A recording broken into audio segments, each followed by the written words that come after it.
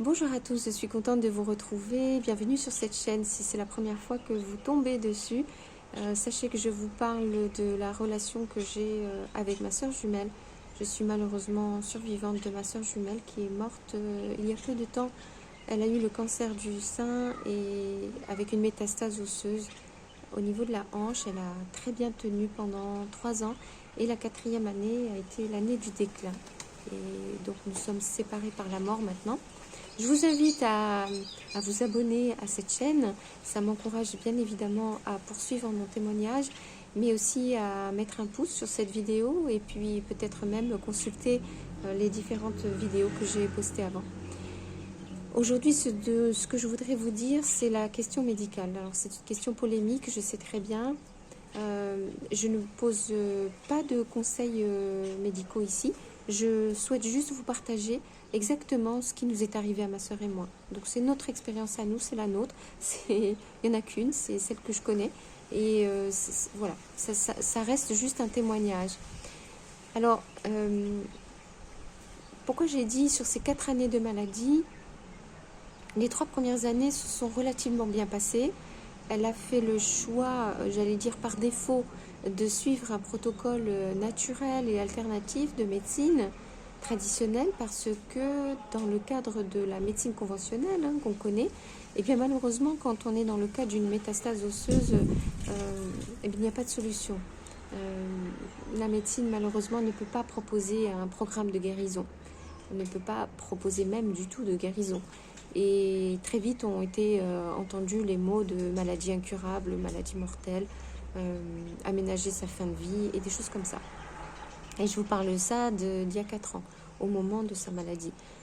Ma soeur n'est pas une personne âgée, hein, toutes les deux, on est encore dans la force de l'âge, on n'est pas une personne âgée. Je ne dis pas que c'est plus facile pour une personne âgée, loin de là, mais je veux dire que quand on est à un âge encore jeune, s'entendre parler de fin de vie, de maladies incurables et de maladies mortelles, et en gros il n'y a aucune solution, etc., on a envie de chercher des solutions, on n'a pas envie juste de se laisser faire. Donc en tout cas c'est ce que ma soeur et moi nous avons ressenti tout de suite. On a dit bon, très bien, puisque nous avons consulté d'abord la médecine conventionnelle et que elle se trouve pas en mesure de proposer quelque chose qui nous donne envie, donc on va chercher ce qu'on peut faire ailleurs. Donc voilà le chemin que nous avons suivi toutes les deux. C'est ce qui nous a porté vraiment vers une médecine naturelle et alternative, chercher d'autres solutions. Encore une fois, je ne critique pas la médecine conventionnelle dans le sens où il faut savoir que avoir une métastase osseuse, c'est très très très douloureux. Et d'avoir des services aujourd'hui qui proposent une fin de vie, d'accélérer votre fin de vie en vous promettant de moins souffrir possible, c'est quand même une chance. C'est mon opinion, hein. Mais voilà, c'est la douleur, on ne peut pas négocier avec ça. Il y a des personnes qui ne peuvent pas supporter la douleur et que quand c'est une douleur permanente et continue, c'est tout à fait compréhensible qu'on ait besoin d'avoir recours à des soins palliatifs. Mais ce n'est pas le choix que ma soeur jumelle a fait, ni le mien. Et c'est là où nous avons eu un énorme problème et que j'en ai beaucoup souffert et elle en a souffert encore plus que moi. Et aujourd'hui, je suis très découragée par la médecine conventionnelle à cause de ça. C'est le fait de ne pas avoir été entendue, d'avoir été jugée très négativement, d'avoir été stigmatisée, d'avoir été montrée du doigt, d'avoir été critiquée et carrément d'avoir été,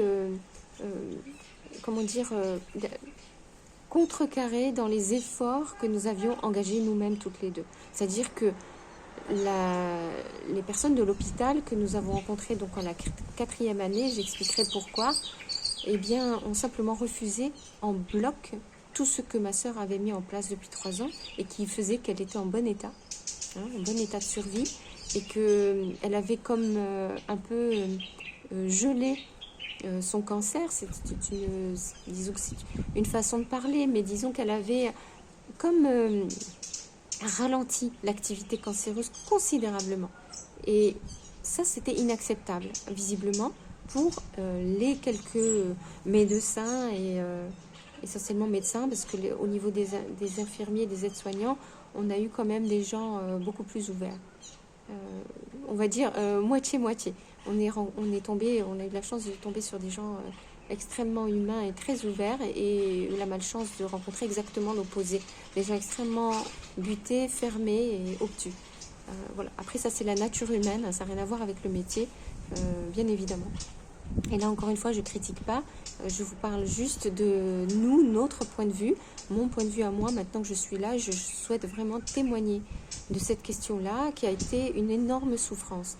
Donc, dès le début, ma sœur a été contrariée dans ses objectifs, de tout ce qu'elle avait mis en place, en fait, avec son médecin traitant, qui est une personne absolument délicieuse, si je peux me permettre de dire ça, qui a accepté de soutenir ma sœur dans ses efforts, tout en disant simplement qu'elle-même ne pratiquait pas la médecine alternative, qu'elle ne connaissait pas les médecines naturelles ou traditionnelles, et qu'elle ne pouvait pas s'engager pour suivre ma sœur à ce niveau-là, mais qu'elle comprenait qu'elle ait envie de se donner une chance d'améliorer sa qualité de vie tant qu'elle était vivante, et pourquoi pas guérir, puisque le monde est rempli de mystères, donc la guérison, c'est quelque chose qui peut toujours survenir. Donc, c'était vraiment agréable de tomber sur une personne comme ça, et très compétente en plus en médecine allopathique conventionnelle.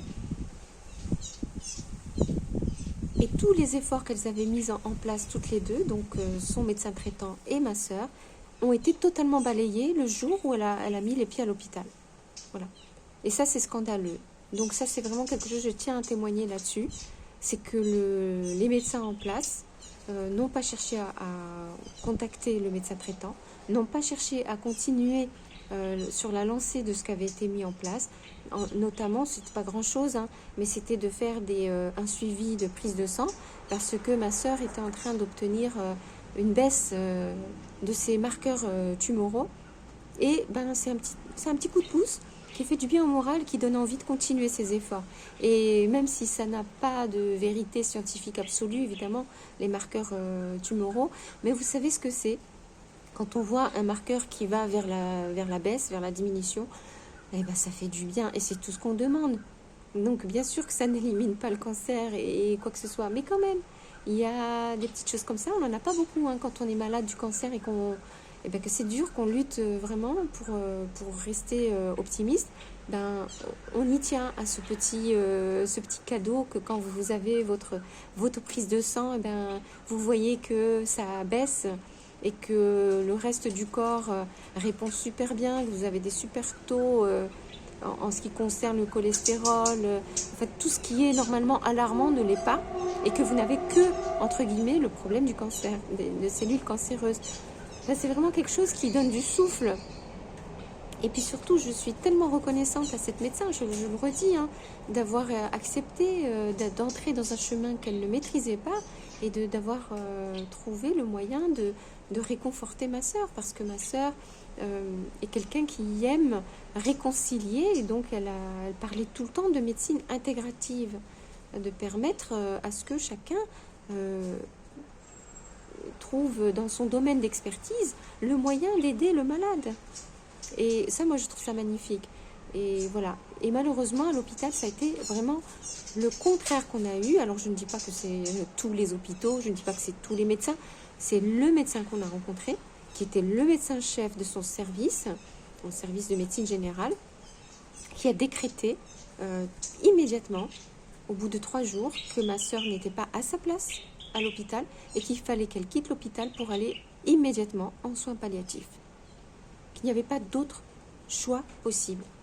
Donc ma sœur lui a dit: je ne veux pas ni rester à l'hôpital, ni aller en soins palliatifs, je veux simplement rentrer chez moi, dans mon domicile, comme je l'ai fait depuis 3 ans. Et je suis un protocole naturel qui est encadré d'une certaine façon, comme je viens de vous le dire, par mon médecin traitant. Tout va très bien, je veux juste rentrer chez moi. Et le médecin a refusé. Donc c'est comme s'il avait, ça donne le sentiment qu'il a mis comme un tampon sur le dossier de ma sœur, en interdisant en fait par la suite tous les autres médecins qu'on a pu rencontrer, qui étaient aussi dépendants de cet hôpital, de changer les choses. Et ça, je vais vous le dire franchement, ça nous a suivis, ce premier jugement de ce docteur-là, ça nous a suivis pendant 1 année complète, plus 1 mois, jusqu'au décès de ma sœur. et j'aurai l'occasion de vous expliquer tout ça au fur et à mesure. J'ai beaucoup de ressentiment pour cette histoire. Je sais qu'on a fait ce qu'on a pu. On a échoué. On a échoué à se faire entendre. On a échoué à se faire respecter. On a échoué à changer les choses et à la sauver. Voilà, on a échoué sur plein de choses. Par contre, on n'est pas resté les bras croisés. On a tout essayé. Ma sœur a dû déposer une plainte, carrément, pour harcèlement à l'hôpital.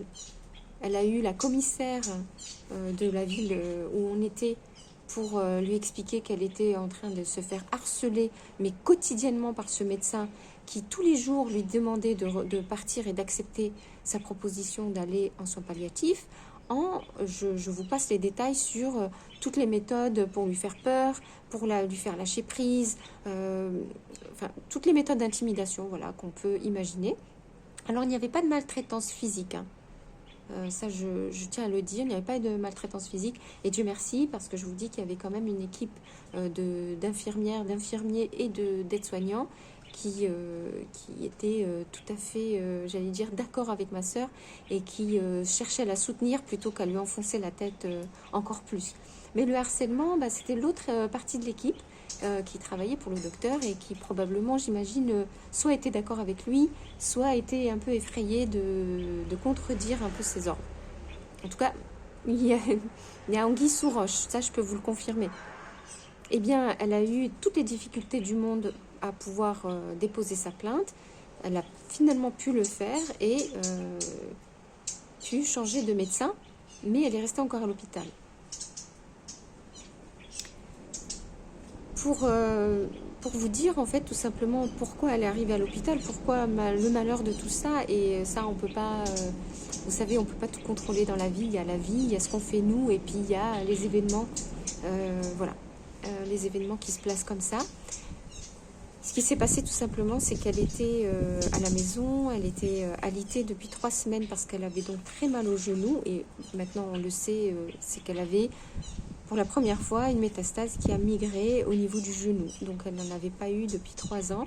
Elle avait juste une métastase au niveau de la hanche. Comme je vous disais, elle avait réussi à contrôler les choses, mais là, il y a une migration au niveau du genou, donc d'énormes douleurs.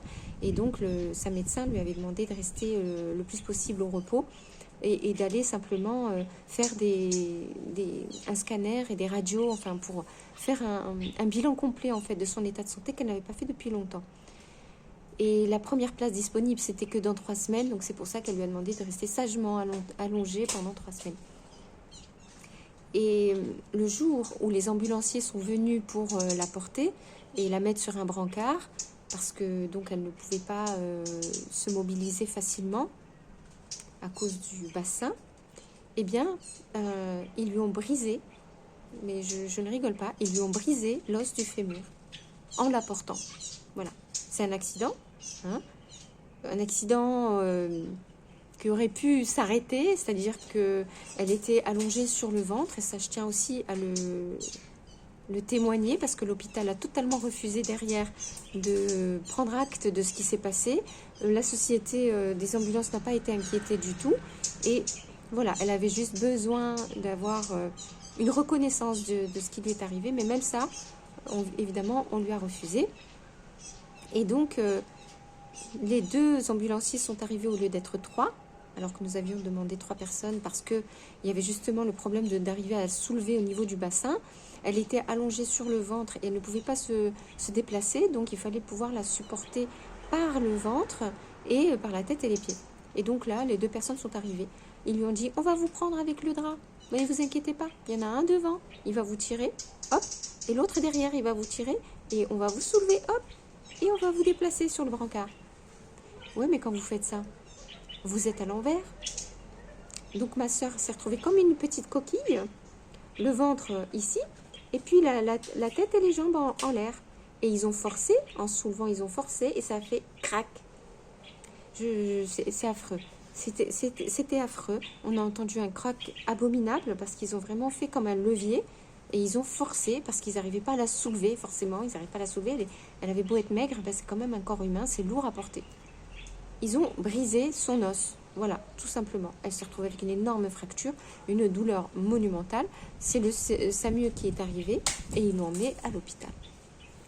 J'allais dire, jusque-là, l'hôpital, parfait. C'est ce qu'on voulait. Elle a été prise en charge par les urgences, impeccable. J'ai rien à dire. Les urgences, parfaites. Les gens étaient super.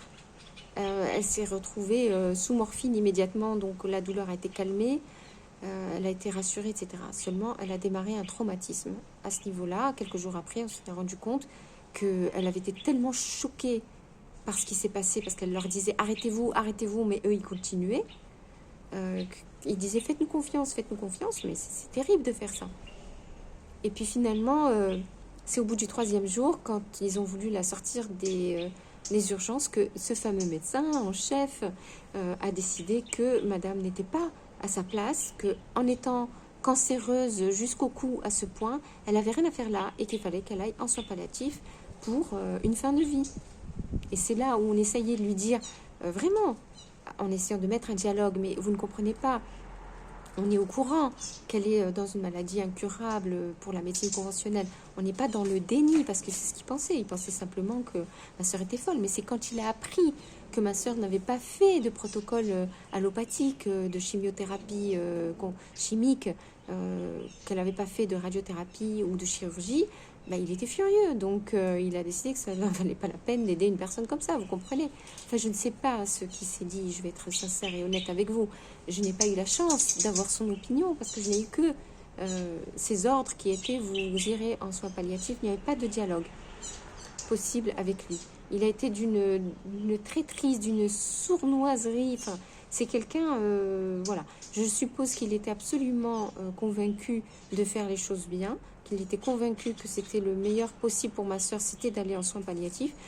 Mais à aucun moment, il n'a tenu compte du malade, de sa famille, de ce qui a été fait pendant 3 ans, du médecin traitant, des résultats même de ce qu'elle avait obtenu. Il n'a rien voulu savoir, absolument rien.